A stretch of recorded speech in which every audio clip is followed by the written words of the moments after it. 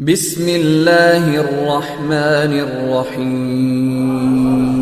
نبی ہمیں کنٹرول میں رکھنے کے لیے بھیجے گئے، تزکیہ نفس کے لیے بھیجے گئے۔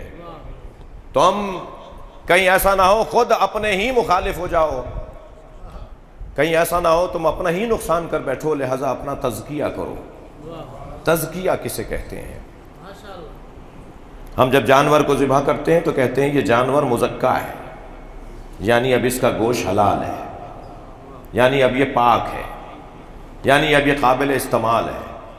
تزکیہ کہ جو نکھرا ہوا، ستھرا ہوا، صاف اور خالص بنا دیا جائے، اس کو تزکیہ کہا جاتا ہے، اسے مزکا کہا جاتا ہے۔ عجیب بات ہے، سرکار کے کچھ فرامین ہماری رہنمائی کے لیے اپنا ہی رنگ رکھتے ہیں۔ فرمایا کونو کالحیہ، سانپ کی طرح زندگی گزارو۔ عجیب پیغام ہے۔ سرکار فرما رہے ہیں، نبی فرما رہے ہیں کونو کالحیہ، حیہ سانپ کی طرح زندگی گزارو۔ یا رسول اللہ، ہم اشرف المخلوقات، ہم انسان، آپ ہمیں سانپ کی طرح زندگی گزارنے کیا؟ فرمایا کبوتروں کو دیکھو، ان کی فلاں عادت کو اپناؤ، وہ جو کوا ہے اسے دیکھو، اس کی فلاں عادت کو اپناؤ، وہ جو فلاں جانور ہے اسے دیکھو، اس کی فلاں عادت کو اپناؤ۔ اللہ نے جو ساری خوبیاں جانوروں میں بکھیری ہیں، ان سب کو جمع کر کے انسان میں رکھ دی ہیں۔ لہٰذا کوئی خوبی کسی جانور میں اللہ نے رکھی تاکہ یہاں سے بھی تمہیں پیغام دیتا رہوں، تم انہیں صرف جانور نہ سمجھنا بلکہ میری مخلوق بھی ماننا۔ فرمایا سانپ کی طرح زندگی گزارو۔ میں اپنے ایک استاد کی خدمت میں، گل محمد صاحب ایک استاد کی خدمت میں حاضر ہوا۔ میں نے کہا استاد مجھے یہ حدیث سمجھ میں نہیں آ رہی۔ ایک عارف، اچھا عرفاء کا اپنا ذائقہ ہوتا ہے، فلسفیوں کا اپنا ذوق ہوتا ہے، جی تاریخ دانوں کا اپنا ذوق اور ذائقہ ہوتا ہے۔ تو میں ایک عارف کی خدمت میں گیا، ایک اللہ کے ولی کی خدمت میں، کہ مجھے بتائیے کہ اس کا کیا مطلب ہے۔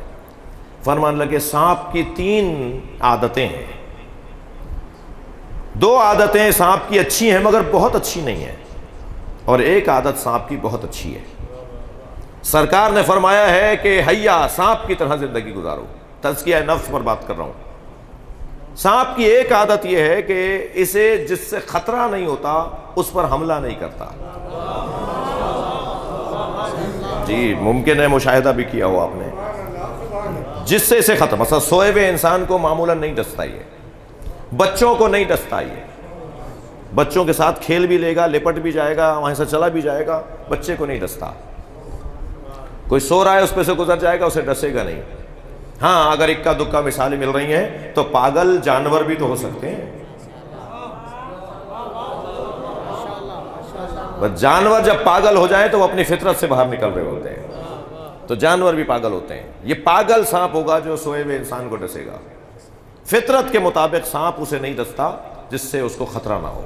شاید معصوم یہ فرما رہے ہیں کہ اگر تمہیں کوئی نقصان نہیں پہنچا رہا تو تم بھی اسے نقصان نہ پہنچاؤ۔ صلوات پڑھنے ذرا محمد و آل محمد۔ تم پر کوئی حملہ نہیں کر رہا تو تم بھی اس پہ حملہ نہ کرو۔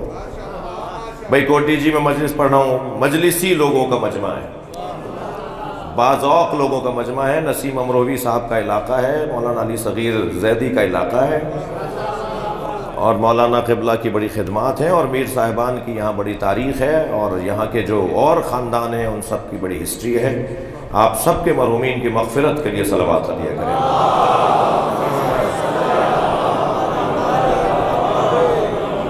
پوری دنیا میں کوٹی جی کی اپنی خوبیاں مشہور ہیں، یہاں کا جو حسن ہے وہ پوری دنیا میں گفتگو میں آتا ہے۔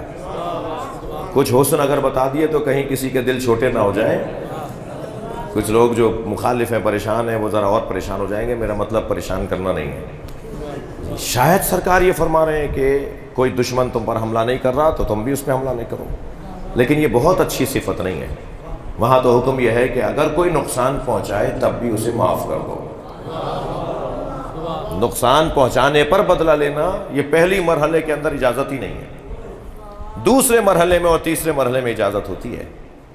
اور دوسری صفت سانپ کے اندر یہ ہے کہ اس کا ظاہر بڑا حسین ہوتا ہے، نقوش بنے ہوئے ہوتے ہیں، ہاتھ پھیریں تو ملائم اس کی جلد ہوتی ہے، اور اندر اس کے زہر ہوتا ہے۔ تو شاید مولا یہ فرما رہے ہیں کہ اپنا ظاہر اچھا کرو چاہے باطن میں منافقت ہو، مگر یہ ظاہر اچھا کر لینا اور باطن میں کچھ بھی رہنا یہ بھی بہت اچھی بات نہیں ہے۔ ظاہر اچھا ہے تو باطن کو بھی اچھا کرو، مگر ایک تیسری صفت اس کے اندر بڑی اچھی ہے، اور وہ یہ کہ یہ جب بہت تنو مند ہو جاتا ہے، جب بہت کھا کما لیتا ہے، میں اپنے الفاظ میں کہہ رہا ہوں، جب اس کی صحت بہت اچھی ہو جاتی ہے، جب یہ پیسہ بہت جمع کر لیتا ہے، بھائی میرے الفاظ لیجئے گا، جب یہ خوب عیش و آرام کر لیتا ہے تو پھر 40 دن کے لیے زمین میں سوراخ کر کے بیٹھ جاتا ہے، اور 40 دن تک کچھ کھاتا پیتا نہیں ہے، اور پھر جب 40 دن کے بعد باہر نکلتا ہے تو اپنی کھال اتار دیتا ہے۔ وہ کھال اس کی یوں اترتی ہے کہ اس کا جو بدن ہے وہ لاغر ہو جاتا ہے، کھال تو وہی ہوتی ہے، کھال اتنی ہی ہوتی ہے جتنا پہلا بدن تھا، 40 دن میں بدن گھل جاتا ہے اس کا، اور پھر جب یہ باہر نکلتا ہے تو اس کی کھال آرام سے اتر جاتی ہے، اس لیے کہ اس نے اپنے بدن کو لاغر بنا دیا ہے۔ یہ 40 دن تک جو اپنے اوپر غور کرتا ہے اسے تزکیہ نفس کہا جاتا ہے۔ صلوات پڑھ لیں ذرا محمد و آل محمد۔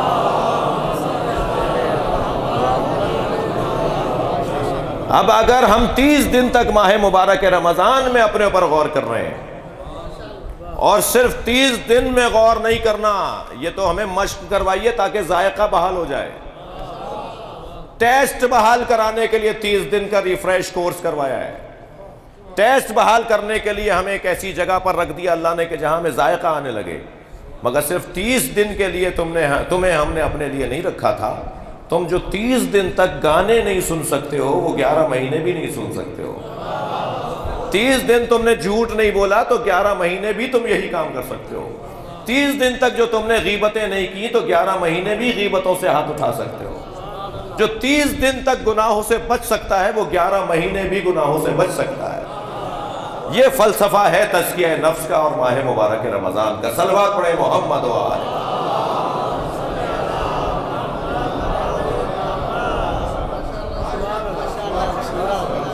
اپنے اوپر غور کرنا اور اپنے آپ کو قابو میں رکھنا ایک فلسفہ ہے ماہ رمضان کا، نمازوں کا، مجلسوں کا، حج کا۔ حج سے لوٹنے والا سارے گناہوں سے پاک، نماز گناہوں سے بچاتی ہے، روزہ رکھنے والا ایسے پاک ہو جاتا ہے جیسے ماں کی شکم سے آج دنیا میں آیا۔ یہ عید پر خوشی بھی اسی لیے منائی جاتی ہے کہ آج ہم نئے ہو گئے ہیں، آج ہم تازہ دم ہو گئے ہیں۔ اور مجلس اعظم میں بیٹھنے کا فلسفہ بھی یہی ہے۔ آیت اللہ جوادی عملی فرماتے ہیں اگر کوئی گناہگار مجلس میں آ کے بیٹھے اور رو کر حسین پر واپس چلا جائے تو مجھے حق نہیں ہے میں اسے ویسے ہی گناہگار مانوں جیسے مجلس سے پہلے تھا۔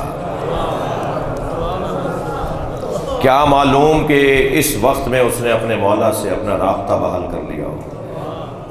مسئلہ تو اس کا اور اس کے اللہ کا تھا نا۔ لہٰذا جب حسین کے نام پر، حسین کی بہن کے نام پر، حسین کی مادر گرامی کے نام پر اس نے اللہ سے رابطہ کیا تو کیا معلوم کہ اس کے گناہ معاف ہو جائیں۔ مجھے اور آپ کو حق نہیں ہے کہ ہم اسے ویسا ہی گناہ گار مانیں جیسا وہ مجلس سے پہلے تھا۔ یا علی یا علی